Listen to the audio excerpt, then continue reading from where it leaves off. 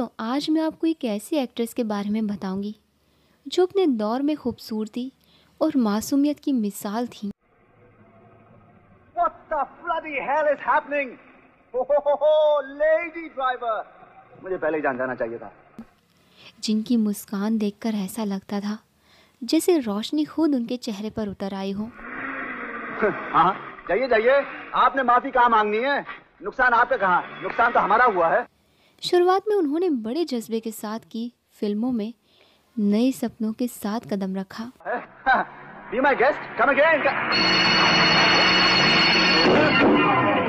ये तो पागल है। और कुछ सालों में ही उनकी अदाओं ने लोगों के दिल जीत लिए। लेकिन फिर जैसे ही उनका सफ़र उभरने लगा, वो एकदम से स्क्रीन से गायब हो गई। वो लोग मेरा पीछा कर रहे हैं। अच्छा, आप हटिए, मैं देखता हूँ। You?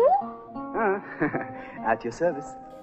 ना कोई बड़ी खबर और ना ही कोई अलविदा, बस एक खामोशी जो उनके नाम के साथ जुड़ गई।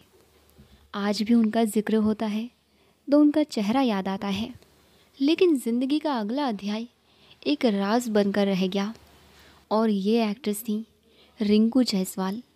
I'll kill you. क्यों, क्या हुआ? अरे आप मेरा पीछे क्यों कर रही हैं? आपने मुझे बेवकूफ बना। बनाने वाला तो वो है, मैं कौन होता हूँ? अरे ये तो लात भी मारती है, लोग क्या कहेंगे? रिंकू एक ऐसी हुस्न और जमाल की मलिका थी जो अपनी खूबसूरत आँखों और दिलकश मुस्कान से हर नज़र को अपना दीवाना बना देती थी। उनकी अदाओं में दोस्तों एक शौकीन सी शरारत थी और उनके चेहरे पर एक मासूमियत जो दिल को छू जाए। जब भी वो स्क्रीन पर आती तो ऐसा लगता जैसे सितारों की रोशनी ज़मीन पर उतर आई हो। ना उनकी अदा का जवाब था, ना उनके अंदाज का, बस एक अलग ही कशिश थी जो उन्हें दूसरी सभी से जुदा बनाती थी। उनके अंदाज में एक तहजीब थी, एक नरमी थी और एक ऐसा जादू था जो देखने वालों को पल भर में अपना बना ले। उनका सफ़र सिर्फ फिल्मों तक सीमित नहीं रहा, बल्कि उनका चार्म और उनका जज्बा उन्हें हमेशा यादगार बनाता है। एक वक्त था दोस्तों जब रिंकू जायसवाल अपनी खूबसूरती और अदाओं से स्क्रीन पर छाई रहती थी, लेकिन फिर एकदम से फिल्मों की दुनिया से गायब हो गई। अपने दौर में रोशनी बन के चमकी और फिर चुपचाप दूर हो गई। उनके गायब होने की वजह शायद वक्त की गर्दिश थी या ज़िंदगी के अपने फैसले। लेकिन एक बात तो तय है, जो यादगार पल उन्होंने स्क्रीन पर दिए उन्हें भूल पाना मुश्किल है। रिंकू जायसवाल का असली नाम रूसी सैमुअल नाथन था।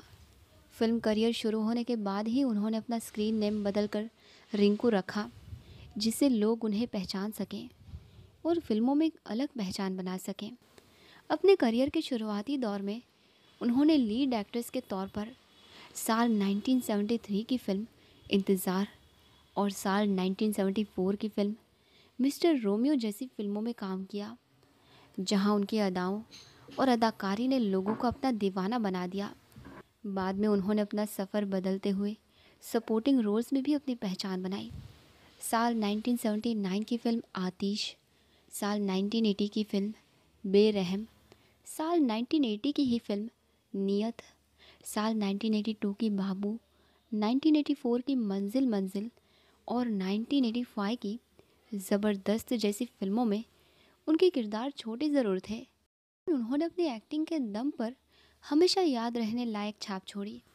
उनका करियर लंबा नहीं था, लेकिन जितना भी था उसमें उन्होंने अपना एक अलग रंग दिखाया। नाम बदलने के लिए उनका फ़ैसला भी उनकी सोच को दिखाता है कि फ़िल्मी दुनिया में अपनी पहचान बनाने के लिए कभी कभी नए रंग भी अपनाने पड़ते हैं।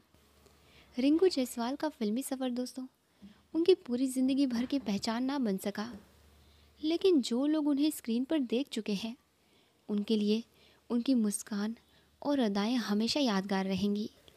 उन्होंने अपना करियर 1973 की फिल्म इंतज़ार से शुरू किया था और उनकी आखिरी फिल्मों का जिक्र 1985 तक मिलता है, जैसे ज़बरदस्त। मतलब करीब 12 साल का छोटा सा करियर रहा, जिसमें शुरुआत लीड रोल से हुई, लेकिन धीरे धीरे वो सपोर्टिंग कैरेक्टर्स तक सीमित रह गई। उनकी फिल्मोग्राफी और नाम बदलने से जुड़ी डिटेल्स तो मिलती हैं दोस्तों, लेकिन उनके निजी जीवन के बारे में मीडिया या पब्लिक डोमेन में कुछ भी जिक्र नहीं मिलता। ना उनके इंटरव्यूज़ प्रिजर्व हुए और ना ही उनके परिवार से जुड़ी खबरें। शायद वो अपनी पर्सनल लाइफ को फिल्मी दुनिया से अलग रखना चाहती थी, या फिर उनका करियर छोटा होने की वजह से उनके पर्सनल चैप्टर पर स्पॉटलाइट कभी पड़ ही नहीं पाई। मतलब एक वक्त था दोस्तों जब ये खूबसूरत चेहरा यानी रिंकू जायसवाल, इनका चेहरा हमेशा स्क्रीन पर चमकता था, लेकिन फिर अचानक फिल्मों से दूर होकर ये एक्ट्रेस एक राज बनकर रह गई। और आज ये कोई नहीं जानता दोस्तों कि रिंकू जायसवाल आखिर कहाँ है, किस हालत में अपनी ज़िंदगी बिता रही हैं। शायद उन्होंने अपनी पर्सनल लाइफ को फिल्मी दुनिया से हमेशा दूर रखा, इसलिए वो आज भी एक अधूरी कहानी की तरह लगती हैं।